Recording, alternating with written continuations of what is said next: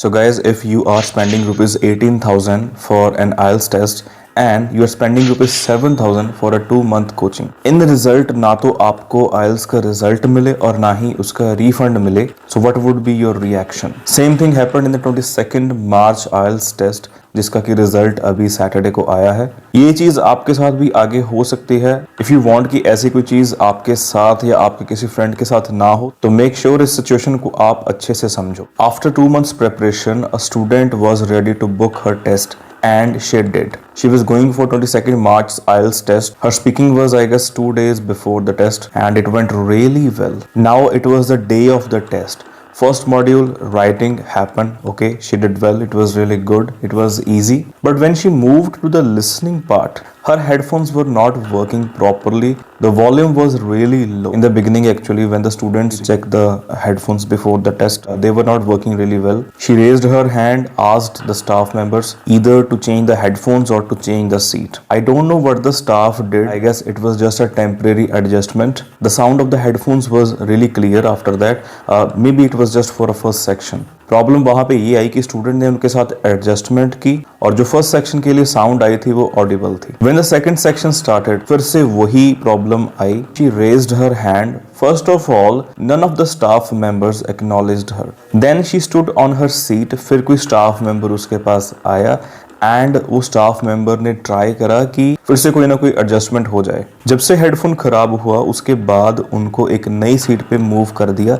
इस सारे टाइम में उनका ऑलमोस्ट एक सेक्शन मिस हो गया, अराउंड 6 to 7 क्वेश्चंस। अब मुझे आप बताओ, अगर आपका ऑलमोस्ट एक सेक्शन मिस हो जाए तो आपका क्या रिएक्शन होगा? फर्स्ट ऑफ ऑल, उसके बाद क्या आप पैनिक नहीं होगे? ऑब्वियसली होगा। क्या आपको गुस्सा नहीं आएगा? आएगा। ऐसे नहीं कि वो पेशेंट नहीं थी, शी वाज पेशेंट, बट जो स्टाफ मेंबर्स थे दे वर नॉट एक्टिंग और बिहेविंग प्रोफेशनली। वो कहीं ना कहीं पे उनको कन्विंस करने की कोशिश कर रहे थे कि आप सीट ना चेंज करो, आप वहीं पे एडजस्ट करो उसी लो वॉल्यूम हेडफोन्स में। जब वो शिफ्ट हुए तो 7 to 8 क्वेश्चन जैसे मिस हो गए तो उनको गुस्सा भी आया। She raised her hand and asked कि उसको दोबारा प्ले करो। They should replay the listening section, जो कि मिस हुआ ऑब्वियसली उनकी गलती की वजह से, क्योंकि स्टार्टिंग में हेडफोन्स वर्क नहीं करे तो उन्होंने चेंज नहीं करे, उन्होंने टेम्परेरी एडजस्टमेंट करी, बाद में जब चेंज करे तो रीप्ले नहीं करा। उस सारे टाइम में एक सेक्शन ऑलमोस्ट मिस हो गया, 7 to 8 questions. After that she was furious. अब देखो टेंशन तो होती है, पैनिक पर्सन होता है, और उसको लगा कि यार मेरा टेस्ट उन्होंने खराब कर दिया।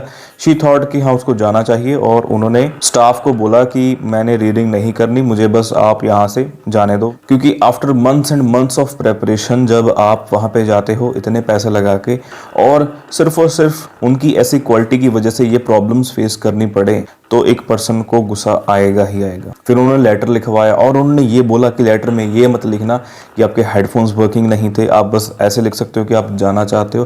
बट फिर भी उन्होंने ये चीज़ मेंशन करी। अब मुझे नहीं पता कि वो लेटर इनके ऑफिस में गया कि नहीं गया, जो एग्ज़ाम कंडक्ट करवाती है फर्म। जब एग्ज़ाम के बाद उनका मुझे फ़ोन आया तो मैंने उनको ये भी बोला कि आप उनको मेल करो। उन्होंने सेम टाइम पे मेल करा। फिर मैंने ये भी बोला कि आप इनके ऑफिस भी जाके आओ ताकि आप फेस टू फेस बात करो, क्योंकि एक हफ्ते बाद तो रिजल्ट है। अब यहाँ पे पता क्या problem I? First of all mail पे कोई रिप्लाई नहीं आया, ठीक है। जब मेल करी कोई रिप्लाई नहीं आया। उसके बाद जब ऑफिस गए तो वो बोले कि मेल करो, ये चीज मेल पे ही रिजॉल्व होगी। मेल का जवाब आया, पता कब आया? सैटरडे को जिस दिन रिजल्ट था 5 साढ़े 5 बजे रिजल्ट आता है, और जो इनका रिवर्ट आया वो था अराउंड 3 to 4 आवर्स डिलेड। 3 से 4 घंटे बाद उनकी मेल आई, ये आप पढ़ सकते हो, जिन पे इन्होंने ना तो रिफंड के बारे में बात करी, ना तो टेस्ट दोबारा कंडक्ट करवाने के लिए बात करी। सिर्फ और सिर्फ यही चीज़ बोली कि हाँ we apologize on the behalf of the whole team. मतलब कोई भी सोल्यूशन नहीं है, ना आप रिप्लाई कर रहे हो ताकि आपको ये हो कि हाँ एक बार रिजल्ट आ जाए तो फिर रिप्लाई करना आसान है, फिर आप बोल सकते हो कि हाँ सारा हमने प्रोसेस करा, ठीक है, and we deserve that rupees 18,000 जो भी है। और इसके बाद भी रिजल्ट भी नहीं दिया।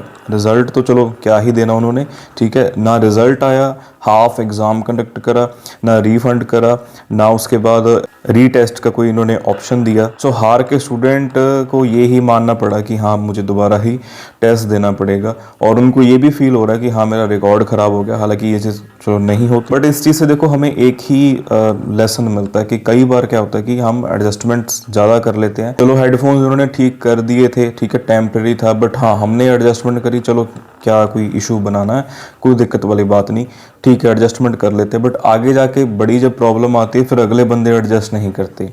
सो अगर आप इतनी बड़ी अमाउंट का कोई टेस्ट भरते हो और आपको कोई भी चीज़ ऐसे फील होती है कि यहाँ ये सही नहीं है, मेरे टेस्ट पे इम्पैक्ट डालेगी, तो आप बिल्कुल बिगिनिंग में ही उनको बताओ, क्योंकि यहाँ पे देखो मोनोपोली है, कोई सुनवाई नहीं है इस चीज़ की, आपको दोबारा ही टेस्ट देना पड़ेगा। किसी और के साथ ये चीज़ ना हो, या तो आप उनको ये सारी स्टोरी बता सकते हो या आप ये वीडियो शेयर कर सकते हो, ताकि आगे से स्टूडेंट्स और भी ध्यान रखें, क्योंकि ये चीज़ें काफ़ी हो रही हैं आजकल। बाकी जिन स्टूडेंट्स का एग्जाम है या प्रेपरेशन कर रहे हैं, all the best, see in the next video.